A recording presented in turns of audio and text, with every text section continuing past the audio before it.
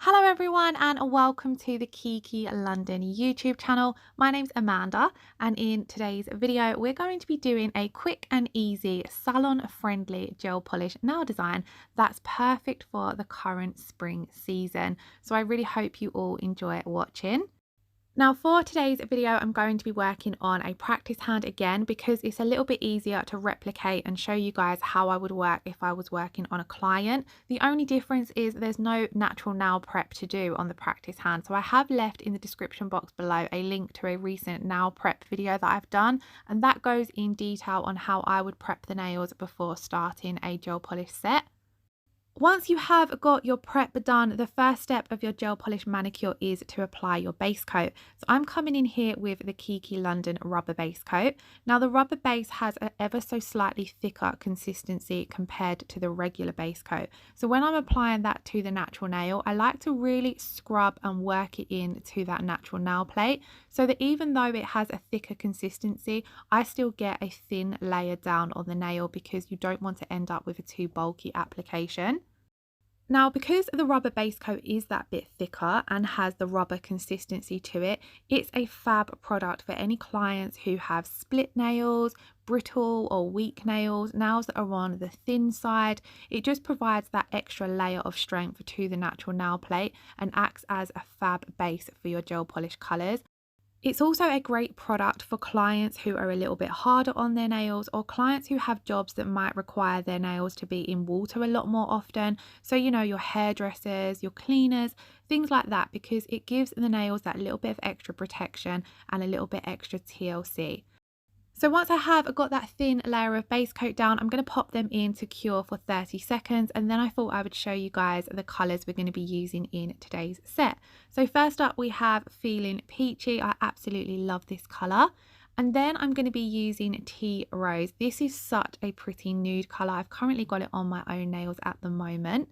And then I wanted a colour that contrasted against the Feelin Peachy, so I went for Lilac Lover, and that's the colour that I'm going to be coming in with first of all.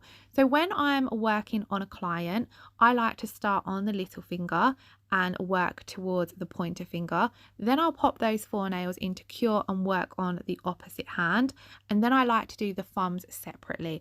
I just find doing it this way, I make sure that all of the products cure nice and evenly when they're in the lamp. And it also, by working from little finger to pointer finger, I find I don't end up smudging the previous nail I've worked on, if that makes sense. So that's just what I find easiest. That was how I was trained, and I've always found it a personal preference to work that way because it is that little bit easier.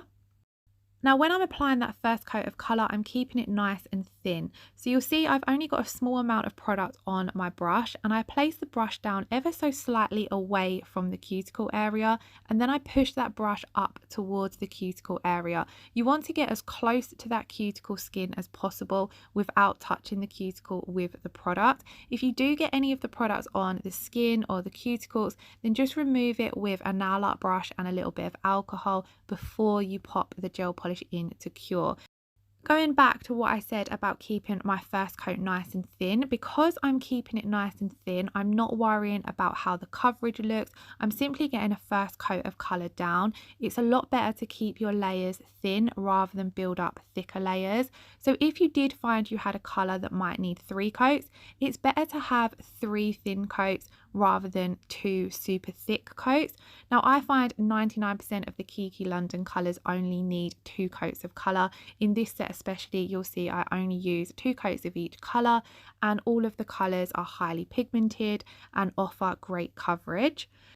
Now that we've cured the first coat of colour, I'm going to come in with the second coat. Now the second coat of colour I apply ever so slightly thicker, and I like to float it on the nail, but I do start off with that same motion of applying the brush ever so slightly back from the cuticle area and just wriggling it up towards the cuticle. This way you've got a little bit more control over the product and you haven't got to worry so much about it flooding back and going into the cuticles.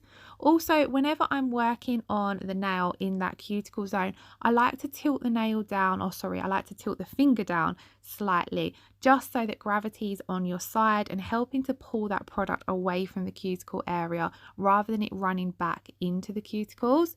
So you'll see here, now that we're coming in with that second coat of colour, you're able to see the true coverage of the colour. You're able to see how pigmented it is and how opaque the colour looks.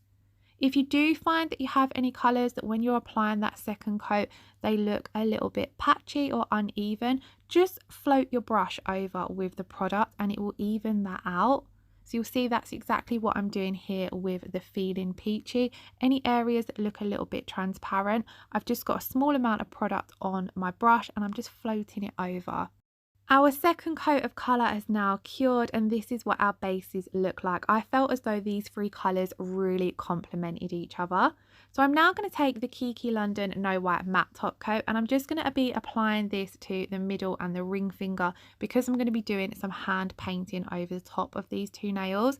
Now there's two reasons why I like to hand paint over a matte surface. One, I personally find it a little bit easier. I just feel as though I have more control over the product when I'm working on a matte surface. It doesn't seem to run as much.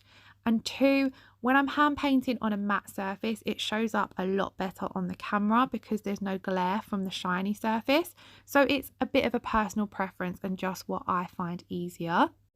Whilst that matte top coat is curing, I'm going to pop some of the colours that I'm going to be using down on my palette. So we've got the Lilac Lover, the Feelin Peachy, and then I'm also going to come in with a little bit of white. And in today's video, for my white, I thought I would use coconut. So coconut is such a gorgeous, bright, crisp white colour. I would say it's more brighter than the Kiki London's French white, so it's fab for nail art. This was my first time using it. I've always used French white for a lot of my nail art, but I recently picked up coconut, so I thought I would definitely include that in today's set. Now for my hand painting today, I'm going to be using the 01 detail brush. To begin with, I did just come in with a dotting tool to place down two circles to act as the centre of my flowers. So on this nail, we're going to be doing a fairly simple spring design. I wanted to show you guys that you can do a lot of quick and easy gel polish designs that still look really effective and look like they've taken a lot more time than they have. So what I've done there is I've popped down those two dots and I've popped them in for a 10-second flash cure just so that I can work around them. Then I've taken my detail brush and I'm going in to the Lilac Lover and I'm just drawing on some really simple petals. So to do this, I'm simply placing the brush down and then pressing it down so it fans out slightly, and then this brush just creates the perfect petal shape when you're doing that.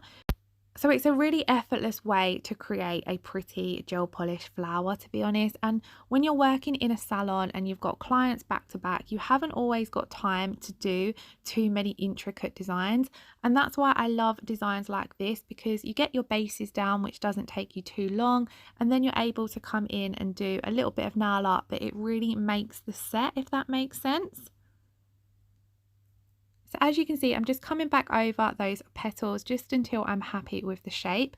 And then I'm going to come in and do a slightly different shape petal with the Feelin Peachy, just because I didn't want them to look identical. So on that first flower, I left the petals with a slight gap between each one, where on this one, I'm going to come in and do them closer together. Now, as you see there, I started my petals and then I wasn't happy with how it looked. So what I did was I took some alcohol and just wiped that off, and that's why I flash cured those two white centers to begin with, so that if I made any mistakes with my petals, I could wipe the petals off without having to redo the circles or the centers of the flower. Now it's a little hard to see the Feelin Peachy here because I'm working quite thin with my colors. I'm not overly confident when it comes to hand painting, so I always work quite thin so that I can do two coats, because then I can perfect the details on that second coat. So I pop that first coat in to cure for 30 seconds, and then when it comes to doing that second coat, it's a lot easier to focus on the edges, getting crisp shapes, because you've already got the base and the bulk of the colour down on the nail. So you'll see here when I'm coming over the petals, I'm bringing out the brush at the tips of them so that I get a more crisper shape. And I loved these two colours together, the Lilac Lover and the Feelin Peachy. Feelin Peachy is such a gorgeous orange colour, especially for the spring. It's a very transitional colour as well. So this one would definitely take you into the summer months as well.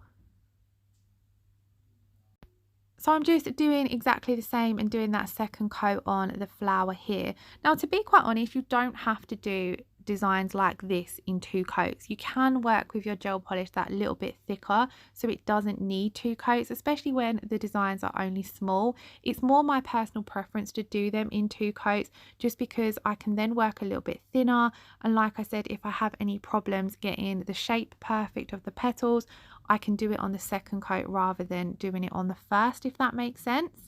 Now I'm going to leave that nail for now. I do end up adding a few more dots to it, but I'm going to leave it for now and move on to the ring finger. So on the ring finger, I'm going to do a V-shape French, and I'm going to use my Kiki London striped liner brush for this and the Lilac Lover gel polish.